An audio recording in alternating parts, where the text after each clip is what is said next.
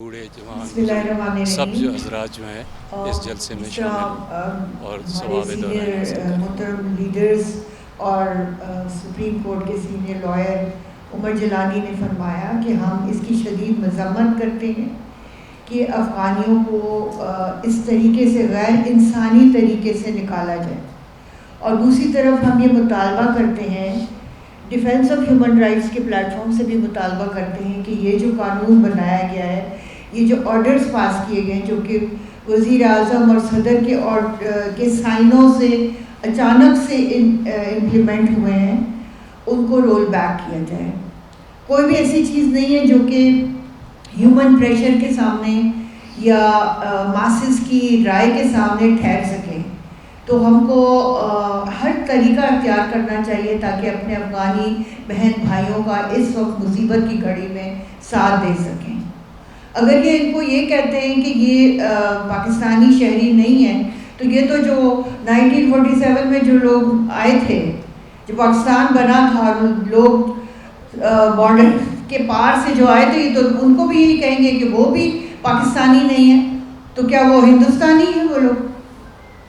تو یہ اتنی ہی ایبسرڈ بات ہے، یہ اتنی ہی بے تکی بات ہے کہ یہ بالکل لاجک کے خلاف ہے کہ آپ 40 سال بعد جبکہ 2-3 پشتیں ان کی یہاں پر ہو چکی تو ان کو واپس بھجوا رہے ہیں کسی بھی XYZ قانون کے تحت، اور ان کے جو بچے یہاں پیدا ہوئے ہیں جو کہ اب وہ بھی بڑے ہو چکے ہیں، ان کی بھی شادیاں ہو چکی ہیں، آپ ان کو کہہ رہے ہیں کہ آپ کے پاس کوئی لیگل ڈاکیومنٹ نہیں ہے۔ تو یہ تو ہماری لیڈرشپ کے فلاز ہے نا کہ ان کو کیوں سٹیزن شپ نہیں دی گئی۔ بدقسمتی سے پاکستان ایک ایسا ملک بن چکا ہے کہ جو ایک قدم آگے بڑھتا ہے اور 4 قدم پیچھے چلا جاتا ہے۔ تو کوئی بھی اچھی بات جیسے لیڈرشپ کی طرف سے آتی ہے کہ ان کو سٹیزن شپ دی جائے، مگر بس وہ بات ہی ہو کے رہ جاتی ہے اور اس کے اوپر عمل درآمد نہیں ہوتا۔ تو یہ وہ لوگ ہیں جو کہ ہر طرح سے محنتی ہیں، کوئی فقیر نہیں ہے، یہ کوئی بھیک نہیں مانگ رہے ہوتے، کوئی جوتے بنا رہا ہوتا ہے، کوئی چپس بنا رہا ہوتا ہے، کوئی ڈفرینٹ جگہوں کے اوپر قالین بن رہا ہوتا ہے، کوئی افغان جولری بیچ رہا ہوتا ہے، یعنی کہ ساری بہت اچھی آرٹسٹک اور کلچرل چیزیں ہیں جو کہ یہ ان کے ساتھ جڑی ہوئی ہیں۔ بزنس مین ہیں یہ لوگ، تو یہ کوئی معیشت کے اوپر کسی بھی چیز کے اوپر بوجھ نہیں ہے۔ تو اس لیے ہمارا یہ کلیکٹیو مطالبہ ہے from civil society and from the plate form جو اس وقت یہاں موجود ہیں کہ یہ پروگرام حکومت اس کے اوپر نظر ثانی کرے۔ اس میں 70% جو لوگ آپ بھیج رہے ہیں ان میں عورتیں اور بچے ہیں جو کہ بری طرح سے مس ہینڈل ہو رہے ہیں۔ ایک کوئی پارکوں میں جن کو اپنے گھروں سے نکال دیا ہے کرایہ داروں نے، وہ پارکوں میں اب ڈفرینٹ کھلے چھت کے کھلے آسمان کے نیچے وہ لوگ رہنے پر مجبور ہو چکے ہیں۔ تو آپ اللہ کا خوف کریں، یہ وہ لوگ ہیں جو کہ پاکستان پہ اپنی جان دے رہے ہیں۔ پاکستانی تو یہ ملک چھوڑ کے جا رہے ہیں۔ اب اتنا تو لحاظ کر لو کہ جو کوئی چند ہی قومیں ہیں جو کہ پاکستان کو اپنا وطن کہتی ہیں اور پاکستان میں رہنا چاہتی ہیں، جو رہنا چاہتی ہیں ان کو تو آپ سر آنکھوں پر یہاں پر خوش آمدید کہو اور ان کو رہنے دو۔ تو وہاں زندگی کے لیے حالات میسر ہوں تو وہ وہاں رہ جائیں گے، یہ پہلا حصہ ہوتا ہے۔ دوسرا حصہ ہوتا ہے بعض لوگ اپنے ملک واپس نہیں جا سکتے، ملکوں میں مخصوص حالات ہوتے ہیں، کبھی کبھی ایسے حالات آ جاتے ہیں کہ واپس نہیں جا سکتے، تو اس کے لیے ری لوکیشن ان کو تیسرے ملک لے جا کے آباد کرتے ہیں، یہ دوسرا عنصر ہوتا ہے، یہ یعنی واپسی گھر واپسی، اور دوسرا ہے دوسرے ملک جانا تاکہ ان کی زندگی اگر خطرے میں ہو، ان کا عقیدہ خطرے میں ہو، وہ واپس نہ جا سکیں تو ان کو دوسرے ملک منتقل کر دیا جاتا ہے۔ تیسرا حصہ جو ہے وہ ہوتا ہے لوکل ایبزارپشن، یعنی مقامی آبادی میں جذب کرنا مہاجروں کا، یہ بھی بہت اہم حصہ ہوتا ہے۔ اس میں جیسے پاکستان کے قانون میں ہے کہ جو بچہ پاکستان میں پیدا ہوتا ہے وہ پاکستانی ہے، صرف 2 استثنائیں ہیں، اگر وہ ایسے ماں باپ کا بچہ ہے یا بچی ہے جو بہرحال سفیر ہیں یا ڈپلومیٹ ہیں، بس ڈپلومیٹ کے بچے نہیں ہوں گے لیکن ان کے علاوہ۔ دوسرا جو استثناء ہے وہ یہ ہے کہ اگر ان کے والدین پاکستان کے دشمن اعلان کیے جا چکے ہوں تو ان کی اولاد پاکستانی نہیں ہوگی. ادروائز بصورت دیگر سارے لوگ جو بچے یہاں پیدا ہوں گے وہ پاکستانی ہوں گے. اس حساب سے آپ دیکھیں تو افغان مہاجروں کے لاکھوں بچے جو ہے پاکستان میں پیدا ہوئے ہیں.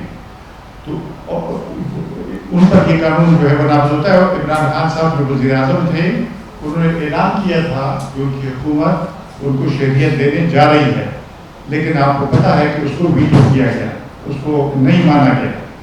تو آج بھی میں سمجھتا ہوں بین الاقوامی قانون کی روح سے یہ پاکستان کے لیے لازم ہے کہ ان تینوں اجزاء کا حل جو ہے اس پر وقتی حل تلاش کیا جائے. دوسری بات یہ ہے کہ یہ بھی ہم گزارش کرنا چاہتے ہیں کہ جو افغان یعنی مجاہدین کے زمانے کے لیڈر تھے, طالبان کے زمانے کے لیڈر ہیں, ان کے یہاں بڑے بڑے پلازے ہیں, وہ یہاں پہ رہتے ہیں, اس سے کوئی مسئلہ نہیں ہے.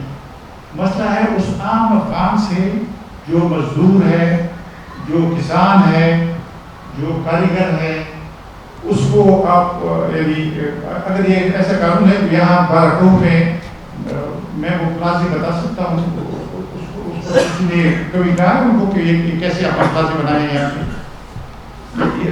یعنی پختونخوا میں ایک صاحب جو ہے وہ صوبائی اسمبلی کے ممبر ہیں, افغان مہاجر یہاں پہ ہیں. یعنی مجھے میں اس بیس میں نہیں پڑھنا چاہتا کہ میں اس مثال کے طور پہ کہنا چاہتا ہوں کہ آپ کو عام افغان سے کیا پرابلم ہے. تیسری بات میں کہنا چاہتا ہوں کہ انسانی تاریخ میں بہت کم اس طرح کی مثالیں ہوں گی جیسے افغان مہاجرین اور ان کی مقامی پاکستانی بہن بھائی جو سارے صوبوں میں خصوصاً پختونخوا میں زیادہ ہوں گے لیکن سارے پاکستان میں جس طرح سے پرامن رہے ہیں دونوں طرف, جس طرح سے افغانوں نے بھی اچھے سلوک کا مظاہرہ کیا ہے. آپ اگر اعداد و شمار دیکھیں گے تو میں سمجھتا ہوں کہ کم ترین افغان ایسے ہوں گے تعداد میں کہ جو کسی جرم میں ملوث رہے ہوں, کیونکہ وہ ان کے بچے یہاں رہتے ہیں. ظاہر ہے کہ وہ اپنے بچوں کی سلامتی کے لیے یہاں رہ رہے ہیں, وہ کیسے یہاں کوئی خدا نخواستہ بدنامی پھیلائیں گے. تو یہ بھی بات میں کہہ سکتا ہوں. پھر ایسی دنیا میں مثالیں ہیں کبھی کبھی مہاجرین کا رہنے کا عرصہ لمبا ہو جاتا ہے. مثلا ہندوستان میں تبت کے دلائی لاما کے ساتھ ہزاروں لوگ آئے تھے, وہ اب بھی ہندوستان میں ہیں اور ابھی کوئی پتہ نہیں کہ وہ کب واپس جائیں گے, کیونکہ ان کے حالات سیاسی حالات ایسے ہیں وہ نہیں جا سکتے, وہ وہاں پر رہ رہے ہیں. کوئی نئی ہندوستان کی حکومت ان کو پیچھے ڈنڈا اٹھا رہی ہے, نہ کوئی بین الاقوامی کو لوگوں کو کہہ رہے ہیں. یہ روہنگیا جو مہاجر ہیں برما سے نکلے ہوئے میانمار سے, وہ دیکھ لیں بنگلہ دیش میں رہ رہے ہیں, کتنے سالوں سے رہ رہے ہیں.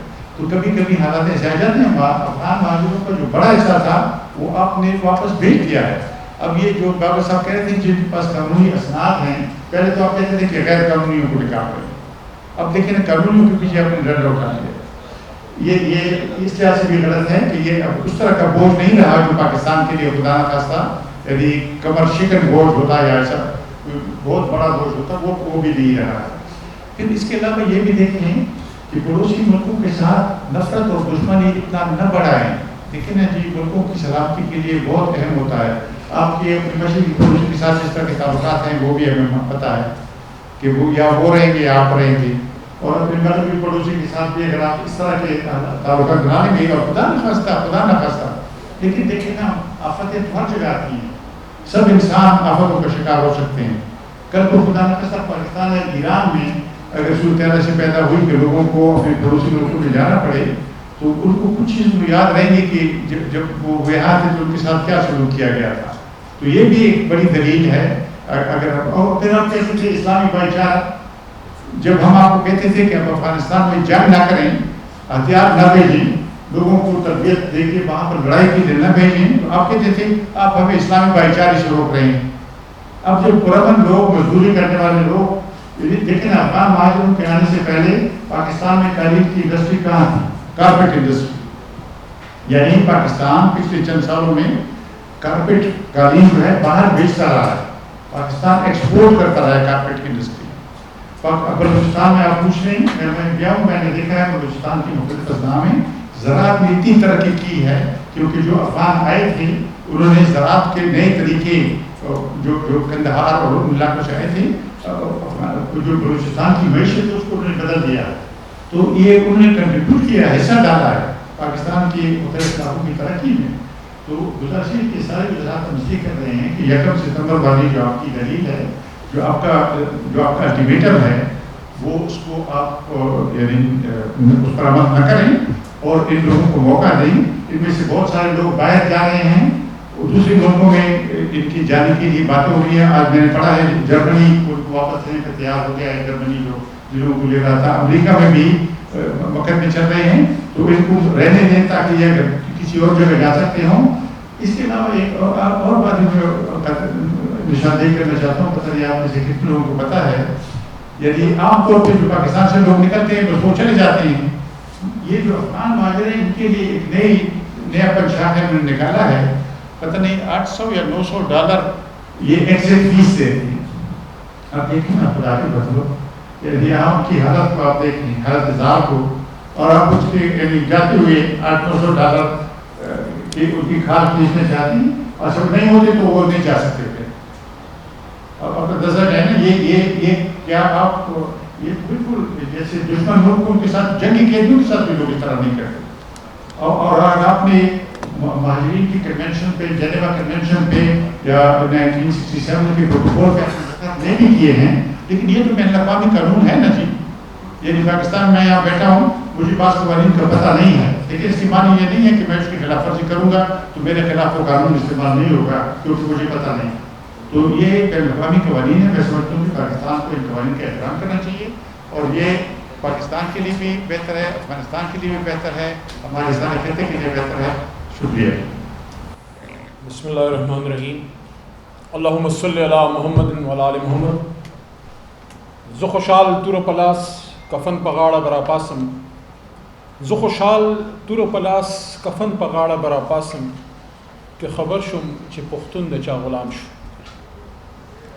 سلام ہے افغان قوم کو، سلام ہے ان کی جرت کو، سلام ہے ان کی غیرت کو. یہ وہی مرد کوہستانی ہے جس کی بات شاعر مشرق نے کبھی کی تھی، اور شاید انہی مرد قلندر کے لیے انہوں نے بات کی تھی کہ پانی پانی کر گئی مجھ کو قلندر کی یہ بات، پانی پانی کر گئی مجھ کو قلندر کی یہ بات. تو جھکا جب غیر کے آگے، نہ من تیرا نہ تن، نہ تن تیرا نہ من.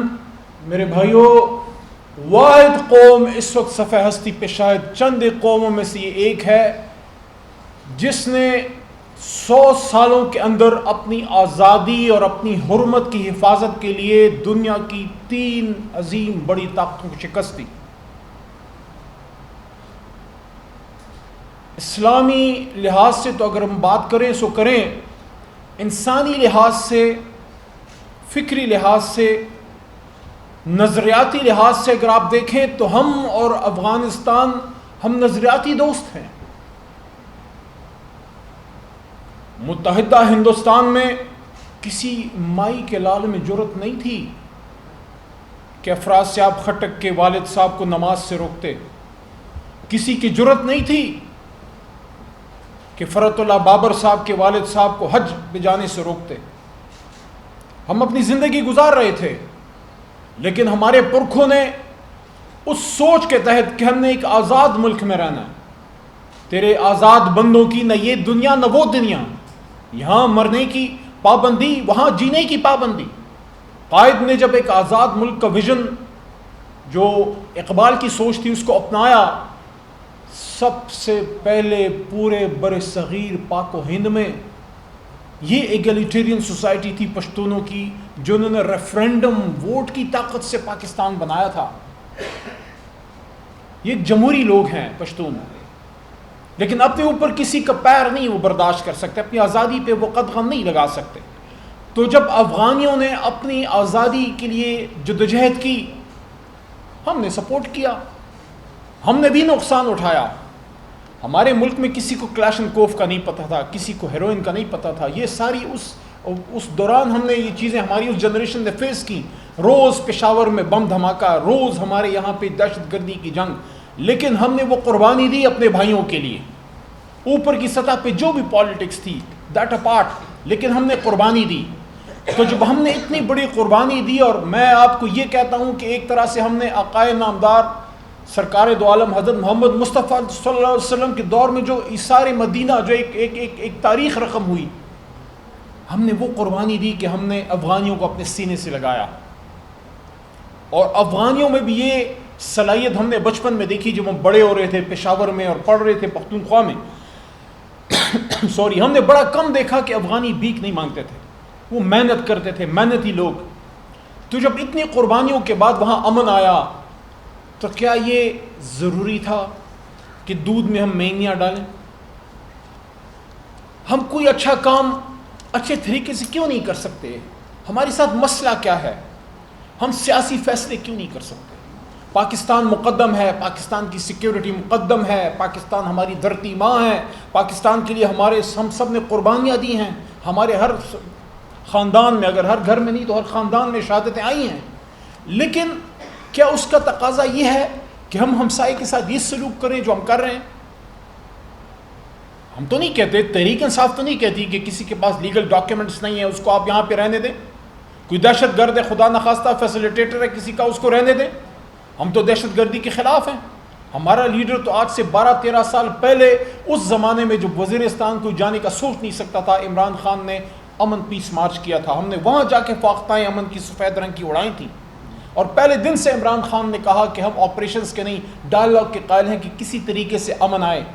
تو جب ہمارے دور حکومت میں، اور میں اس میں ایک اور بات بھی کرنا چاہتا ہوں، جب پہلی بار افغان ریپیٹریٹ ہو رہے تھے، پاکستان آ رہے تھے یو ایس ایس آر کے ساتھ، وہ ایک جو بھی لڑائی تھی اس زمانے میں، جب ضیاء صاحب کا زمانہ تھا، آپ کے اور ہمارے ہم سب کے ملک کی ایک بڑی جماعت کے رہنما میاں نواز شریف صاحب وزیر اعلیٰ پنجاب تھے، پھر وزیر اعظم بنے، پھر دوبارہ بنے، پھر بی بی شہید بیچ میں پہلے وزیر اعظم بنی، پھر دوبارہ بنی، پیپلز پارٹی، مسلم لیگ نون، اس بیچ میں علماء کرام کی جماعتیں، پھر ہماری جماعت آ گئی. ہم سب جماعتوں نے، سیاسی جماعتوں نے اور اسٹیبلشمنٹ نے، جب مارشل لائیں بھی تھی، جب مشرف صاحب کا دور تھا، جب ضیاء صاحب کا دور تھا، ہم سب نے ان کو ہوسٹ کیا.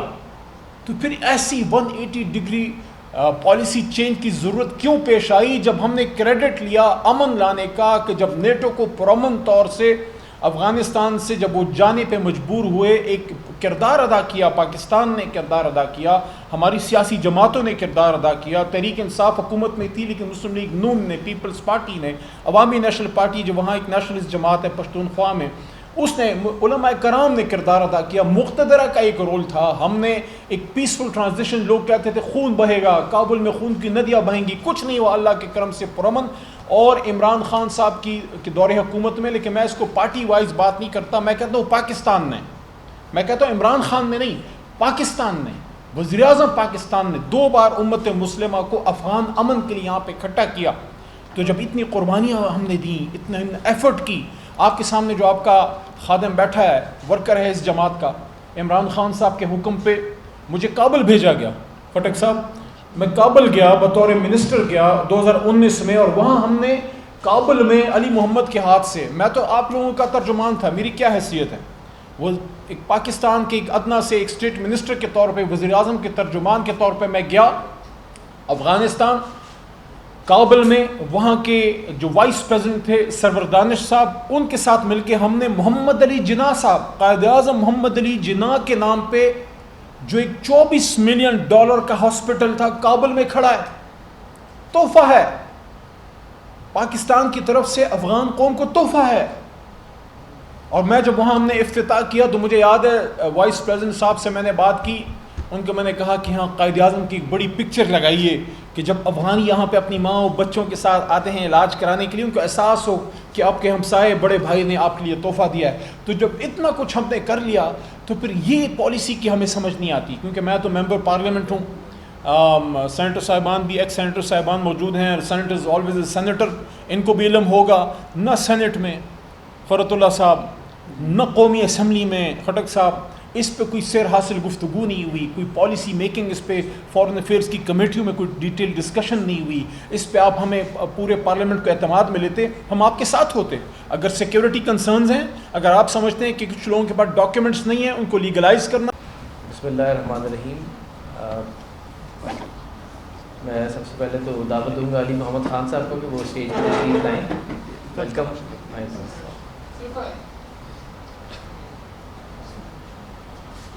میں بہت شکر گزار ہوں آپ سب کا کہ آپ تشریف لائے اور آپ نے اس اہم موضوع پہ گفتگو کا آغاز کیا. سب سے بڑی چیز جو ہے وہ یہ ہے کہ ہو سکتا ہے کہ اس سطح کے جو بڑے فیصلے ہیں میرے اور آپ کے جیسے اہل قلم اور اہل زبان جو ہیں وہ ان فیصلوں کو بدل نہ سکیں، لیکن کم از کم ہمیں ان معاملات پہ بات تو کرنی چاہیے. اور یہ اسلام آباد پریس کلب کے بھی ہم شکر گزار ہیں جنہوں نے اس موضوع پہ ایک گفتگو کا آغاز کیا. سب سے پہلا سوال میرا یہ ہے کہ یہ جو پالیسی جو 31 جولائی کو ایک نوٹیفیکیشن آیا اور پھر 4 اگست کو ایک دوسرا نوٹیفیکیشن آیا، اس میں یہ کہا گیا کہ federal government has made this policy کہ تمام POR ہولڈرز جو کہ پاکستان میں اس وقت اعداد و شمار کے مطابق 13 لاکھ سے زائد ہیں اور جو 45 سال سے پاکستان میں رہ رہے ہیں، ان سب کو پاکستان سے ایک ریپیٹریٹ کر دیا جائے. اور ودن جو 4 اگست کو نوٹیفیکیشن آتا ہے وہ یہ کہتا ہے کہ آپ 31 اگست سے پہلے اس ملک سے چلے جائیں، نہیں تو آپ کو یا اریسٹ کر لیا جائے گا، ڈیٹین کر لیا جائے گا یا جبراً ریلوکیٹ کیا جائے گا. یہ نوٹیفیکیشن، یہ فیصلہ ہماری وفاقی کابینہ کی کس میٹنگ میں ہوا، یہ چیز آج تک سامنے نہیں آئی. اور اس سے بھی اہم سوال یہ ہے کہ پاکستان میں اس وقت ایک ہمیں یہ بتایا جاتا ہے کہ ایک جمہوری نظام ہے، ایک پارلیمان ہے، ایک الیکٹڈ حکومت ہے. تو کسی بھی پاکستان کی جو اس وقت الیکٹڈ پولیٹیکل پارٹیز ہیں، پاکستان مسلم لیگ نون، پاکستان پیپلز پارٹی اور پاکستان تحریک انصاف، جو کہ بڑی پارٹیز ہیں پارلیمنٹ میں، ان میں سے کسی کے منشور کا حصہ یہ نہیں تھا کہ یہ عام محنت کش پرامن جو افغان پاکستان میں سال ہر سال سے مقیم ہیں ان کو نکالا جائے گا. تو ایک طرف ہم یہ کہتے ہیں کہ یہ ایک جمہوری ملک ہے اور اس میں ایک آئینی حکومت ہے، اور دوسری طرف سے یہ نہیں سمجھ آتی کہ اتنا بڑا فیصلہ جو ہمارے ملک کی 45 سالہ فارن پالیسی کو اور ہمارے ملک میں مقیم 15 سے 20 لاکھ لوگوں کے مستقبل کا تعین کر رہا ہے، یہ فیصلہ آخر کس کے کہنے پہ ہوا. اور یقیناً یہ ہماری جمہوری جو ہمارے ملک کی جمہوری قیادت ہے یہ اس کا فیصلہ نہیں ہے. اور ہم دعوت دیتے ہیں آج اس پلیٹ فارم سے اپنے ملک کی جمہوری قیادت کو، ہم شکر گزار ہیں تمام مختلف پولیٹیکل پارٹیز کے سینئر رہنماؤں کی کہ جو تشریف لائے ہیں کہ اس مسئلے پہ بات کریں، اس مسئلے پہ کوئی درمیانی سیاسی حل نکالیں. پہلی گزارش یہ تھی کہ یہ فیصلہ کہاں سے آیا ہے، اس پہ سوال اٹھنا چاہیے. دوسرا یہ کہ یہ فیصلہ غیر آئینی اور غیر قانونی ہے. وہ اس لیے کیونکہ پاکستان نے اگرچہ ریفیوجی کنونشن سائن نہیں کی، لیکن پاکستان انٹرنیشنل کسٹمری لاء کا پابند ہے. پاکستان نے 2 ایسی بین الاقوامی ٹریٹیز سائن کی ہیں، convention against torture and international convention on civil and political rights, جن میں یہ لکھا ہے کہ وہ مہاجرین کا دفاع کرنے کا پابند ہے. مہاجرین کو ایسے ملک میں جہاں پر ان کی جان مال عزت و آبرو کو خطرہ ہے، جہاں ان کا مستقبل تاریخ ہے، ان کو وہاں نہیں بھیجا جا سکتا. تو یہ پابندی پاکستان پہ عائد ہے کہ وہ مہاجرین کا دفاع کرے، اور اس بین الاقوامی انٹرنیشنل لاء کو اس نے وائلیٹ کیا ہے. اس کے ساتھ ساتھ جو بہت اہم بات فرد اللہ بابر صاحب نے اور اسفند یار خٹک صاحب نے کی وہ یہ کہ پاکستان میں یہ مہاجرین آج سے نہیں 45 سال سے مقیم ہیں، اور اس وقت جن مہاجرین کی بات کی جا رہی ہے یہ تو نہ غیر قانونی ہے نہ ان رجسٹرڈ ہے، یہ رجسٹرڈ بھی ہیں اور ان کو 45 سال تک ہم نے لیگل کور دیا. اس دوران میں ان میں سے اکثر پاکستان میں پاکستانی شہریت کے حقدار ہو چکے ہیں. پاکستانی شہریت کا قانون یہ ہے کہ اگر آپ پاکستان میں 4 سال تقریباً 5 سال متواتر رہیں تو آپ نیچرلائزیشن کے بھی حقدار ہوتے ہیں. اس کے علاوہ اگر آپ پاکستانی مرد سے شادی کر لیں تب بھی آپ پاکستانی شہری ہیں. اگر آپ پاکستان میں پیدا ہوئے ہیں اور پاکستان میں رہنا چاہتے ہیں تو تب بھی آپ پاکستانی شہری ہیں. اور اسی لیے ہمارے سابق وزیر اعظم عمران خان صاحب نے فلور آف دی اسمبلی سے اعلان کیا تھا کہ جو پاکستان میں پیدا ہوا ہے اور یہاں رہنا چاہتا ہے، اس ملک سے وفادار ہے، اس کو ہم شہریت دیں گے۔ ان تمام قوانین کو ایک طرف کرتے ہوئے چند لوگوں نے، جن کے بارے میں ہمیں معلوم نہیں ہے کہ وہ کون ہے، اتنا بڑا فیصلہ کر دیا جو کہ غیر قانونی بھی ہے اور غیر انسانی بھی ہے۔ آخری بات میں آپ کو کچھ مثالوں سے بیان کرنا چاہتا ہوں کہ یہ کتنی غیر حکیمانہ سوچ ہے۔ پبلک پالیسی کے حوالے سے، ملک کے مفاد کے حوالے سے بھی اگر آپ دیکھیں تو یہ ایک ہیپ ہیزرڈ پالیسی ہے جس میں بہت سی ایسی کیٹیگریز ان کا بالکل خیال نہیں رکھا گیا جو کہ انتہائی ولنریبل ہیں۔ مثلا آج صبح میں آپ کو ایک فیملی کی کہانی بتاتا ہوں جن کا تعلق پاکستان کے ضلع خوشاب سے، اور ان کی آج سے 12 سال پہلے 3 بھائیوں کی شادیاں مختلف خواتین سے ہوئیں جو وہ بھی رشتہ دار تھیں، اور ان کا تعلق، وہ افغان POR ہولڈرز ہیں، اور اب ان کے ماشاءاللہ ملا کے ان 3 فیملیز کے 14 بچے ہیں، جن میں سب سے چھوٹا 2 سال کا ہے۔ اب ان بچوں کی، پاکستانی بچوں کی ماں، پاکستانی مردوں کی بیویاں، ان کو یہ کہا جا رہا ہے کہ آپ بھی پاکستان سے چلے جائیں۔ تو جو نوٹیفیکیشن حکومت نے نکالا ہے اس میں تو اس طرح کے ایکسٹریم سچویشنز کے لیے بھی کوئی استثناء نہیں ہے، اور ان کے لیے یہ ہمیں خوشی ہے کہ پاکستان کی عدلیہ جو ہے اس نے شدید ترین دباؤ اور شدید ترین مشکلات کے باوجود بھی ایک کسی حد تک آئین اور قانون کا بول بالا کیا۔ تو ان کے حوالے سے ہمیں ایک جو ہے اسٹے آرڈر بھی ملا کہ ان بچوں سے ان کی مائیں نہیں چھینی جائیں گی۔